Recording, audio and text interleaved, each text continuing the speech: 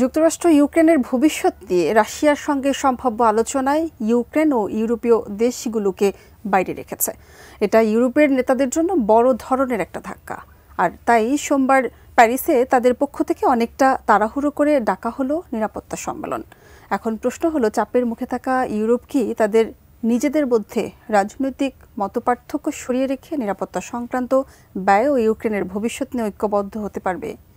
অর্পণ মৈত্রের প্রতিবেদন।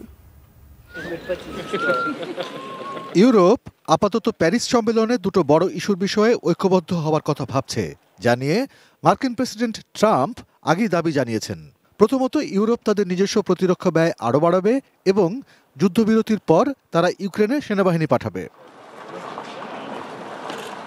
ইউরোপীয় নেতারা তাই চাইছেন যুদ্ধবিরতি সংক্রান্ত আলোচনায় কিয়েভকে সরাসরি জড়িত করা হোক। তারা দীর্ঘদিন ধরে বলে আসছে, ইউক্রেনকে বাদ দিয়ে দেশটি সম্পর্কে কোনো সিদ্ধান্ত হতে পারে না। তবে ইউক্রেন সংক্রান্ত যে কোনো আলোচনার সময় তাতে উপস্থিত থাকাটা ইউরোপের জন্য আরও বেশি জরুরি। ব্রেকফাস্ট, টিফিন কিংবা স্ন্যাক টাইমে মজাদার আয়োজন মানে অল টাইম ব্রেড। এর প্রসঙ্গে কঠিন বাস্তবটা সামনে এসেছে যে ট্রাম্প প্রশাসন ইউরোপীয় অংশীদারদের সঙ্গে যুক্তরাষ্ট্রের সম্পর্ককে বা ইউরোপের প্রতিরক্ষার বিষয়কে অগ্রাধিকার দেয় না। এই উপলব্ধি ভয়ের হতে পারে, কিন্তু অপ্রত্যাশিত নয়।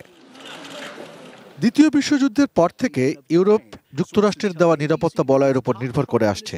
ইউক্রেন নিয়ে রাশিয়া এবং যুক্তরাষ্ট্রের আলোচনা কোন দিকে গড়ায় এবং পুতিন সেটা কতটা উৎসাহিত বোধ করেন সেদিকে নজর সবার। সঙ্গে ইউরোপের জন্য আরও একটা আশঙ্কা জোরদার হয়ে উঠছে ক্রমশই। তা হচ্ছে, এর কারণে ইউরোপীয় নিরাপত্তা কাঠামোতে পরিবর্তন আনতে হতে পারে।